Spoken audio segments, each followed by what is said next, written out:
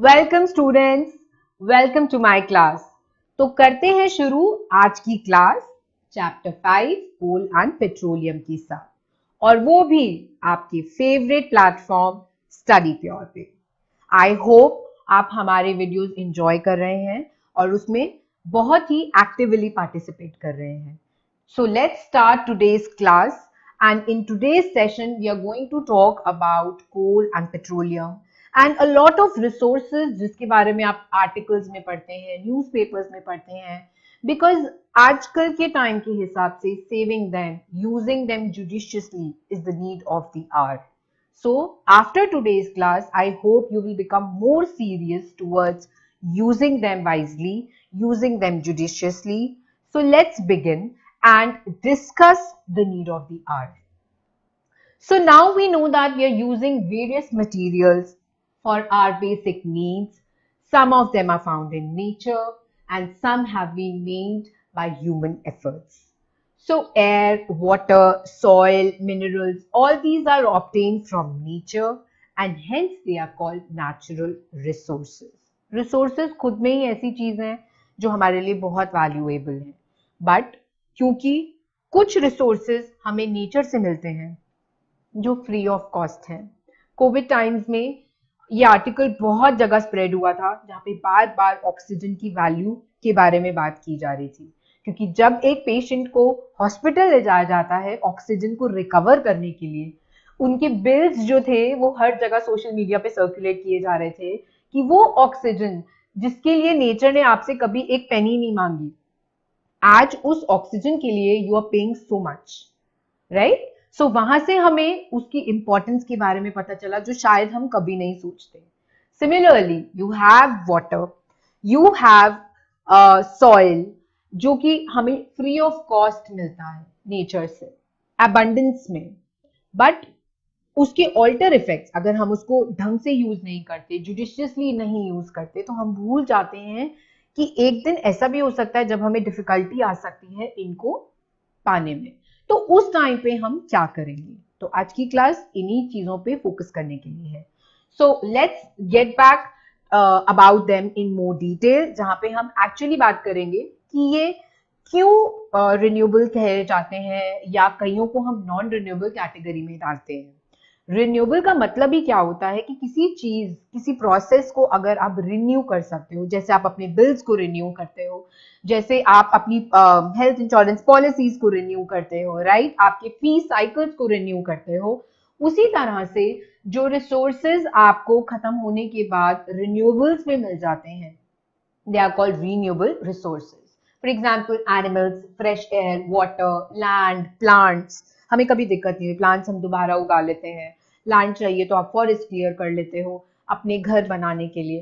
तो ये सारे एग्जाम्पल्स ये बताते हैं कि ये वाले जो रिसोर्सेज हैं हमारे पास हैं, और जब ये एग्जॉस्ट हो जाएंगे हम we can wait for some time और हमें एक रिन्यूएबल साइकिल की तरह ये दोबारा से मिल जाएंगे, तो हम बहुत निश्चिंत हो जाते हैं इनके बारे में, राइट? और जब हम नॉन रिन्यूएबल रिसोर्सेज की बात करते हैं तो they are present in small quantity and never be regained either from earth or by human beings after getting exhausted. यहाँ पे चिंता आ जाती है, क्योंकि अगर मेरे पास कोई बहुत इंपॉर्टेंट चीज है, फॉर एग्जाम्पल मैं केक की बात करती हूँ, आई होप आप सबको केक बहुत पसंद है, राइट? तो जब आप केक खाते हो तो बहुत बार मन में आता है ना कि एक पीस अभी खा लेता हूँ, एक सुबह खा लूंगा और एक रात को खा लूंगा, राइट? वो तब होगा जब आप उसको सोच समझ के खाओगे। अगर आप एक ही बारी में सारा खा जाओगे तो ना कल के लिए कुछ बचेगा ना परसों के लिए बचेगा। This is how you think on things जो आपके लिए इंपॉर्टेंट है, जैसे वो एक छोटा सा पीस ऑफ केक था। तो अगर मैं यहाँ पे कोल, पेट्रोलियम, मिनरल्स, मेटल्स की बात करती हूँ, आप सबको पता है एवरीडे लाइफ में हम ये सारी चीजें कहीं ना कहीं यूज करते हैं। तो अब मुझे मालूम है मेरे पास ये वाला रिसोर्स एक लिमिटेड अमाउंट में है, और अगर मैं इसको वाइजली यूज नहीं करूंगी तो ये एग्जॉस्ट हो जाएंगे।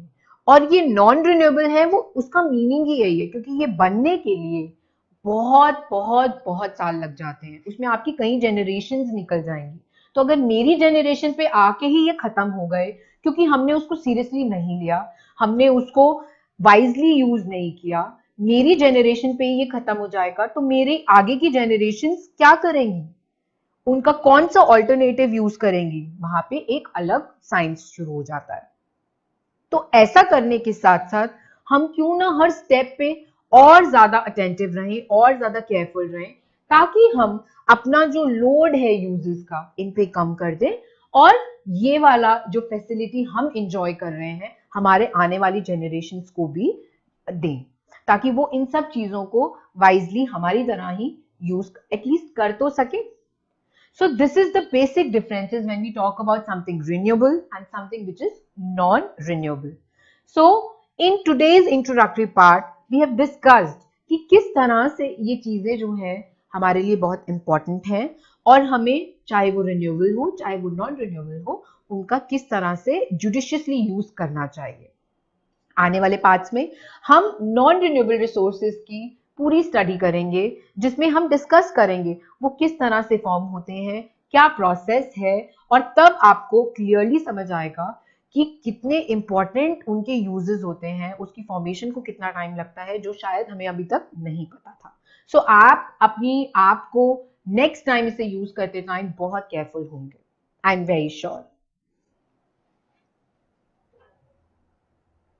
नाउ जैसा मैंने बताया, renewable resources water, plants, animals, air, sunlight, land, ये सब हम कभी इंडिया में कहीं पे भी घूमो, जब कोरोना पीरियड चल रहा था, इंटरनेशनल ट्रिप्स लोग नहीं ले रहे थे, इंडिया में ही घूम रहे थे, तो ऐसा पानी का यूसेज, लैंड का यूसेज, प्लांट्स का यूसेज, आप हिल स्टेशन पे चले जाओ, बहुत सारे ऐसे एरियाज हैं जो ब्लेस्ड हैं नेचर से और वहां पे हमें अबंडेंस में मिलता है, क्योंकि जहाँ पे अर्बन सिटीज हैं जैसे दिल्ली है, तभी हम बहुत ज्यादा इन चीजों पे फोकस करते हैं कि लोग प्लांट्स ग्रो करें, ताकि वो जो हमने लॉस किया है हम उसको रिन्यू कर सकें।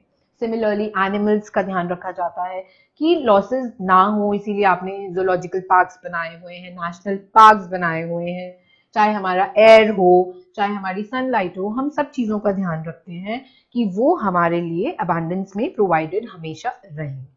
And talking about non-renewable resources, metals, coal, natural gas, petroleum, minerals, इनको फॉर्म होने में बहुत बहुत बहुत टाइम लगता है, लेकिन इसका मतलब ये नहीं है हम उसको यूज करना ही बंद कर दें।